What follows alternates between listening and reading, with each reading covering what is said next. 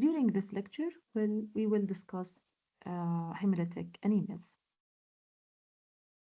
Hemolytic anemias are defined by anemias that have a reduced lifespan of red blood cells.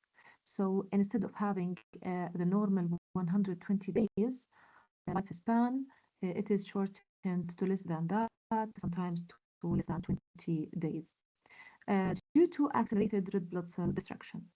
Now, hemolytic anemias are a diverse group of disorders in which they are characterized by hyperplasia of the erythroid precursors in the bone marrow and the increase in the reticulocyte count in the peripheral blood, which we call reticulocytosis. So these are the hallmarks of all hemolytic anemias.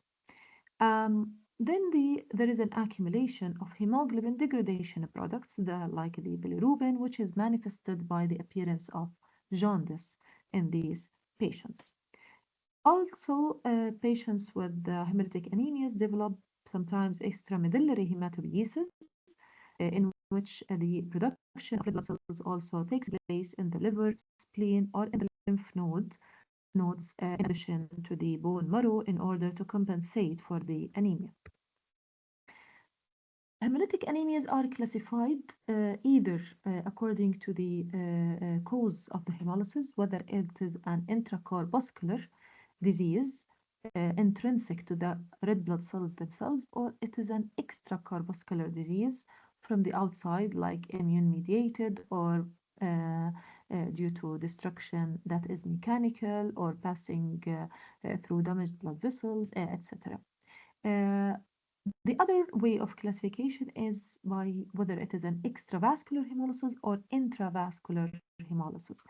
In extravascular hemolysis, the defects in the red blood cells leads to decreased deformability of these cells. As you know, red blood cells are disc-shaped that are tapered in the center, leading to a deformable shape that can underwent or underwent transformational changes in the shape during passage in the small sinusoids of the spleen. In hemolytic anemias, there is defects in the red blood cell deformability. So decreased deformability leads to the stuck of these cells in the sinusoids of the spleen and increased destruction by the macrophages that are present in these sinusoids with engulfment of these red blood cells by the macrophages. This is called extravascular hemolysis because it takes place outside the vascular space in the spleen. The intravascular hemolysis, in which the injuries to the red blood cells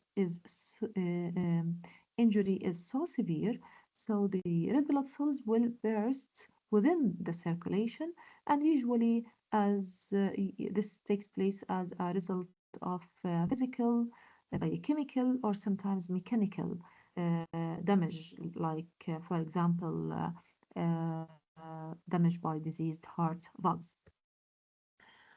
The hallmarks of extravascular hemolysis is hyperbilirubinemia and jaundice due to the degradation of hemoglobin in the splenic macrophages, and also it is characterized by splenomegaly due to hyperplasia of the phagocytes and the macrophages in the spleen, uh, bilirubin-rich gallstones or pigmented gallstones, which we call it cholelithiasis, and a low haptoglobin because the haptoglobin is a serum protein that binds to the free hemoglobin.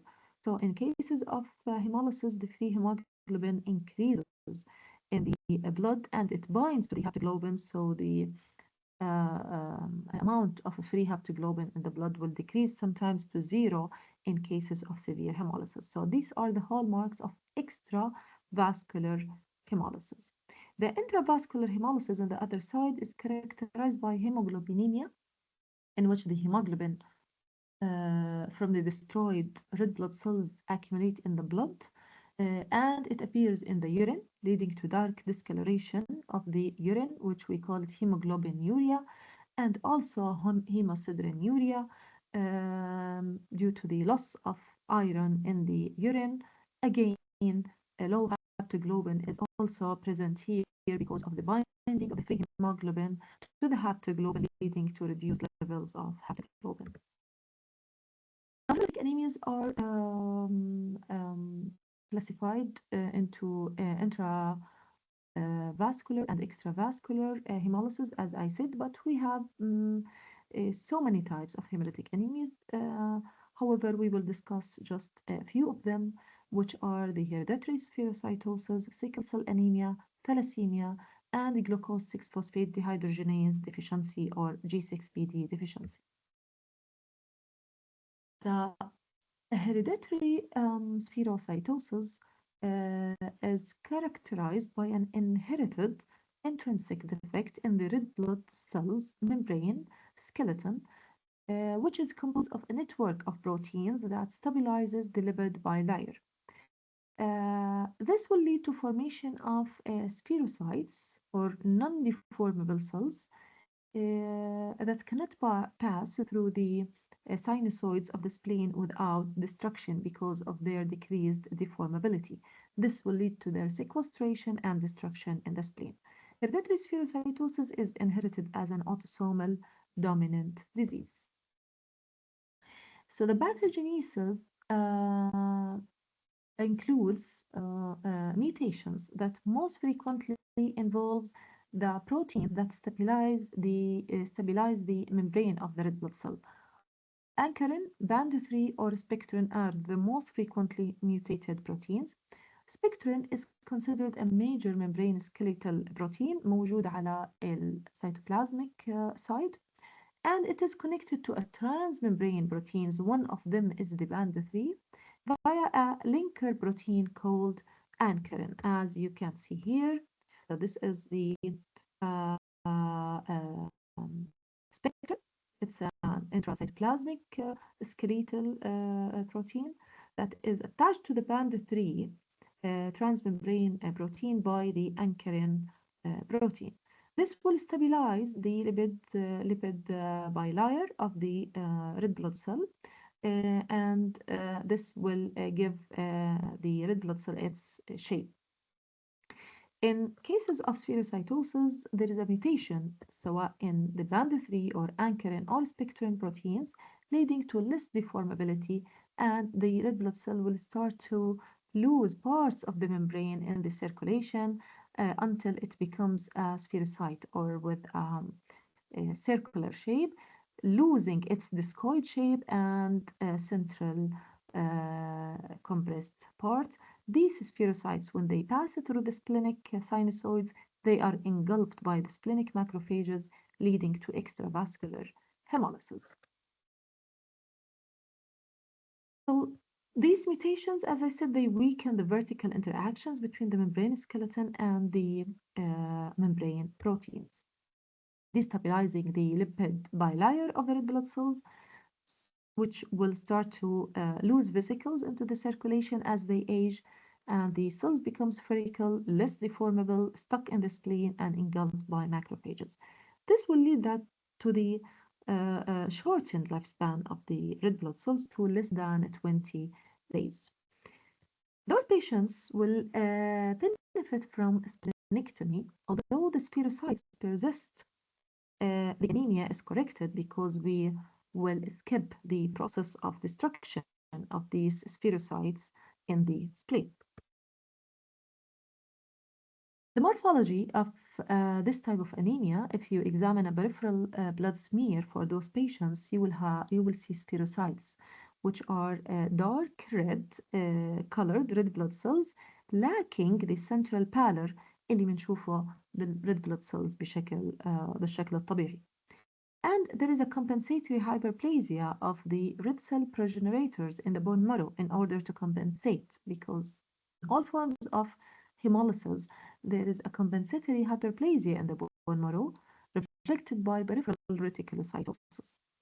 Also, in these patients, we can see Howell jolly bodies and the red blood cells, which are nuclear remnants within the cytoplasm of red blood cells, mostly seen in post-splenectomy patients. Those patients have marked splenomegaly. Maybe it's the hemolytic anemia with the largest splenomegaly, ranging in size from 500 to 1,000 grams. Those patients also develop cholelithiasis and gallstones, which are present in 40 to 50% of patients. So these are the spherocytes. As you can see, they are small, spherical shaped, lacking the central pallor اللي بيكون موجود. Those are new red blood cells with central pallor. بينما the small red blood cells lacking the central pallor are aged blood cells in which they lose part of the membrane. And those dots inside the cytoplasm are called the Howell-Jolly bodies, as I said. The clinical features as any hemolytic anemia, we have a triad of moderate anemia, splenomegaly, and jaundice. Red blood cells increased osmotic fragility when we place these red blood cells in a saline solution that is hypotonic. These red blood cells will burst, will rupture, and this is a diagnostic test used for the diagnosis of spherocytosis. Those patients are sometimes susceptible to an aplastic crisis triggered by the infection by parvovirus B19, which targets the erythroblasts in the bone marrow. So if you examine the bone marrow for these patients with aplastic crisis, it will be devoid of red cell progenitors. But it's as a viral illness. After 2 weeks, almost the patients will recover spontaneously. Splenectomy can be beneficial for these patients. They will correct the anemia, but there is a risk of infections, especially in the children. The other hemolytic anemia is called sickle cell anemia. It's a hemoglobinopathy. It's inherited mutation leading to structural abnormalities in the hemoglobin. So instead of having the normal adult hemoglobin, we will have here a mutation in the beta globin that creates a sickled hemoglobin. We call it hemoglobin S. The normal adult hemoglobin is formed of two alpha chains and two beta chains, so it's a tetramer. The beta globin chains in patients with sickle cell anemia are due to the mutation are abnormal structurally, and we call them as hemoglobin. This is the most common familial hemolytic anemia. Those patients are protected against infection by malaria. The pathogenesis, it's a single amino acid substitution in the beta globin gene. Valine residue instead of glutamate residue at the sixth amino acid position. This hemoglobin S, when deoxygenated, it self-associates and precipitates into polymers in the cytoplasm of the red blood cells. This will lead to distortion of the red blood cells, assuming an elongated crescentic sickle shaped أو مشان هيك إجا اسمها الأنيميا المنجلية مثل شكل المنجل. The sickling is reversible on reoxygenation initially. However, the membrane distortion and repeated episodes of deoxygenation and reoxygenation leads to irreversibly sickled cells. So the normal adult red blood cell contains 96% of an adult hemoglobin, 3% of hemoglobin A2, which is composed of two alpha chains and two gamma chains, in addition to 1% of fetal hemoglobin, which is two alpha chains and two gamma chains. Patients with sickle cell anemia,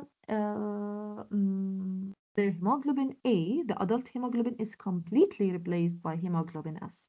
However, some patients are carriers in which they have a mutation in one allele. The other allele is normal because you know that we have two alleles, one from the father and one from the mother on both the chromosomes. So if one allele is mutated, those patients are said to be carriers because only half of their hemoglobin A is replaced by hemoglobin S and the other half is normal. So they will be asymptomatic or very mildly symptomatic. What are the factors that affect the sickling of the red blood cells? It depends on the cellular levels of hemoglobin other than hemoglobin S. So if the patient is a carrier or a sickle cell trait, in which the patient is his heterozygote, so one allele is mutated and the other allele is normal, those patients will have little tendency to sickle. Also, newborns will not manifest the disease until their fetal hemoglobin, all of it, falls to the adult levels, and this happens around the 6 months of age. So the intracellular levels of hemoglobin, other than hemoglobin S, whether a normal hemoglobin A or a fetal hemoglobin, will decrease the sickling. The intracellular concentration also of hemoglobin S, it increases in cases of dehydration, for example, because it will increase the hemoglobin concentration within the red blood cell, and this will facilitate sickling. Also, the time required for red blood cells to pass through the microvasculature. When it is rapid passage there will be no sickling or reduced sickling، لكن في الأماكن اللي بيكون فيها sluggish circulation like in the spleen, in the bone marrow, in areas of inflammation, the sickling will be more pronounced. What are the pathologic consequences of sickling? The first is the anemia. It's a chronic anemia, moderately severe hemolytic anemia due to red blood cell membrane damage. The lifespan of red blood cells is reduced to less than 20 days. There is increased breakdown of heme to bilirubin, leading to jaundice. And one of the most important manifestations of sickle cell anemia is the vascular obstructions by these sickled RBCs, leading to vaso-occlusion. يعني يسكروا الأوعية الدموية, and this will lead to infarction, ischemic type damage, and pain crisis, severe pain associated with this vaso-occlusion. The vaso-occlusion is increased or precipitated by infections, inflammation, dehydration, and acidosis.